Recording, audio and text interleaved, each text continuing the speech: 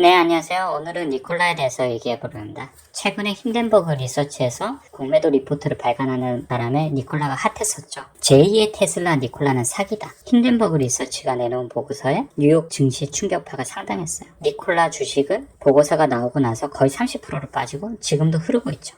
니콜라 회장이 결국 사임까지 하게 돼. 그런데 뉴스 제목이 좀 웃긴 게 테슬라의 무거워진 어깨라고 하는데 테슬라랑 니콜라랑 무슨 관계가 있다고 테슬라가 어깨가 무거워져야 되는지. 여튼 스타트업 컴퍼니에서 창업자가 사임하는 이례적인 상황이 나왔죠. 니콜라는 여러모로 특이한 스타트업이에요. 현재 보여준 워킹 프로토타입이 없는데 올해 6월에 스펙 우열 상장을 했고 테슬라 주가 상승과 수소 경제 이슈 때문에 주가가 급등했다가 다시 니콜라가 보여준 게 없다는 얘기가 계속 나오면서 주가가 서서히 빠지더니 결국은 힌덴버그 리서치가 니콜라는 사기다라는 보고서로 주가는 폭락을 했고 창업자가 사임을 했죠. 힌덴버그 리서치의 주요 내용을 간단하게 말씀드리면 결국은 트레버 밀튼이 수십 가지 거짓말을 했다는 거고 그 거짓말의 내용은 이 회사가 가진 기술, 이 회사가 현재 무엇을 할 수 있는지 앞으로 뭘 하려고 하는지에 대해서 거짓말과 과장이 많았다는 거죠. 트레버 밀튼은 여기에 대해서 반박은 했어요. 힌덴버그 리서치 주장은 거짓과 속임수다. 그리고 트럭이 존재하지 않았다고 하지만 독일 공장에서 보듯이 생산 중이다 라는 사진을 내보였죠.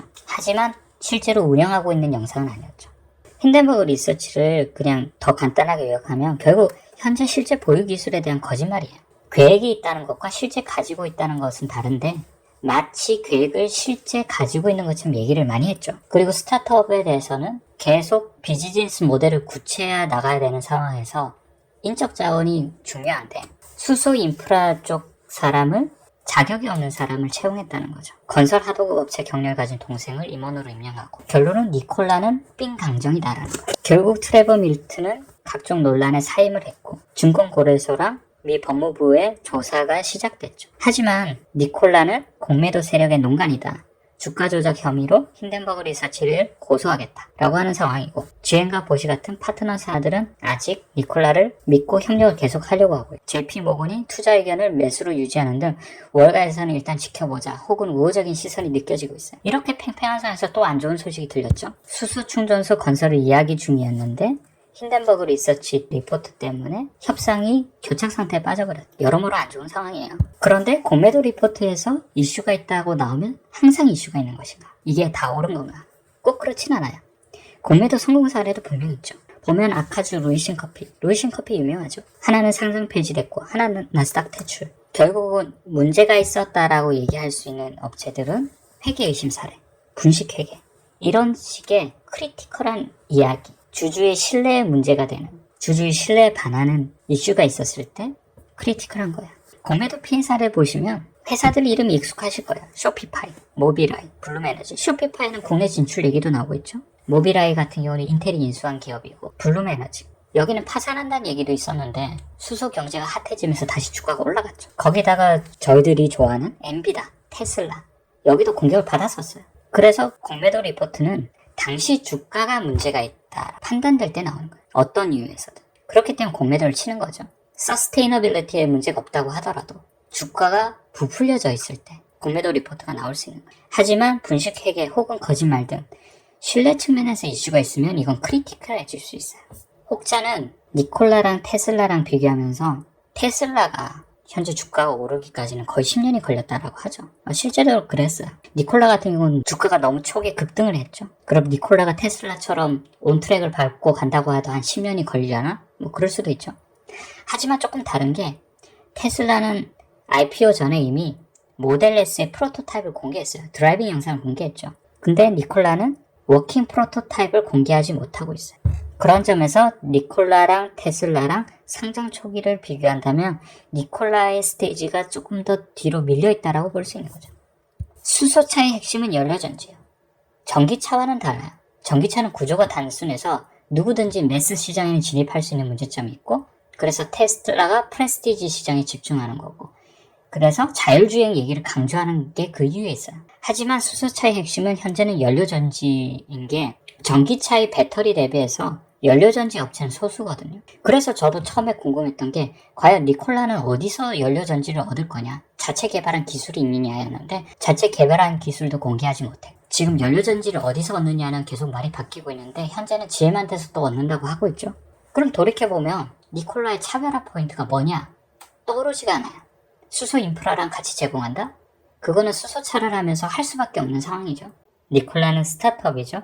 그러면 스타트업으로서 성공하기 위해서는 비즈니스 플랜, 모델이 매력적이고 구체적이어야 되고, 하지만 스타트업이기 때문에 이런 것들이 완전치 않기 때문에 계속 피버팅을 해야 돼요. 수익성을 확보하고 상장성을 확보할 수 있도록 계속 비즈니스 모델이 고쳐나가야 되는 거죠. 우버를 예를 들 수 있는데, 우버가 초기에 사업 내놓은 것 대비해서 지금 많이 바뀌었어요.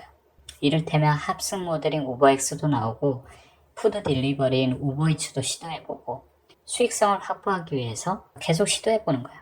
그러면서 왜 이런 걸 시도하는지 메시지를 전달하고 달성 가능한 마일스톤을 설정하고 성과를 제시해야 되는 거죠. 여기서 중요한 건 키맨이에요. 이 사업이 될 거라는 믿음을 가지고 사명감을 가지고 끝까지 밀어붙일 수 있는 이를테면 창업자 같은 사람들이 필요하죠. 테슬라에서는 일론 머스크가 될 수 있어요. 테슬라가 어려워지니까 일론 머스크는 급여를 어느 정도 거의 포기하면서 스탁 프라이스에 연동된 스탁 옵션을 받게 됐죠. 그러면서 최근에 대박이 났고, 반대되는 예로 위워크의 창업자를 들 수 있어요. 공유경제로 처음에는 관심을 끌었다가 구조적으로 수익을 창출하지 못한다는 비판, 그리고 창업자의 도덕성에 대한 비판 등이 일자 손정희는 위워크의 지분을 인수하고 위워크의 창업자는 사임하게 되었어요. 그러면서 손정희가 결국 위워크를 이끌어 나가는 모양이 돼버렸죠. 파트너도 중요해요. 대부분 투자자를 통해서 이를 확보하려고 해요. 쿠팡 같은 경우는 비전 펀드의 펀딩을 받으면서 손실은 감안하지 않고 마켓의 1위 사업자가 되라는 주문을 받죠. 그리고 달성하기 위해서 숱하게 돈을 써요. 지금 그래서 매출이 급성장했죠. 니콜라 같은 경우는 아직 구체적인 비즈니스 플랜 모델이 보이지 않아요. 그것이 문제예요. 보여준 기술도 없고 워킹 프로토타입도 없고, 테슬라 같은 경우도 상장하고 나서 지금 모습으로 오는데 10년이 걸렸는데, 지금 시작 단계인 니콜라가 창업자가 사임을 했다. 그럼 이를 대체할 수 있는 인력이 누가 있을까? 그리고 그 사람은 과연 계속 어려움을 겪으면서 믿음을 가지고 신념을 가지고 사업을 이끌어 나갈 수 있을까? 이게 중요하다고 봐요. 한 가지 고무적인 점은 파트너사들이 아직 믿고 있다는 거예요. 물론 크게 손해볼 상황은 아니기 때문에 GM하고 보쉬가 협력 관계를 중단하지 않았죠. 결국 니콜라는 현재 출발선상에 있어요. 모든 가능성이 오픈되어 있습니다. 초기 테슬라와는 달라요. 물론 니콜라가 현재 가지고 있는 것이 무엇이고 앞으로 가지게 될 게 무엇이고 이런 것들이 보여주고 확인하는 것도 중요하긴 한데, 창업자가 사임한 마당에서 그걸 누가 이끌어갈 수 있는지 확인하는 것도 중요해요.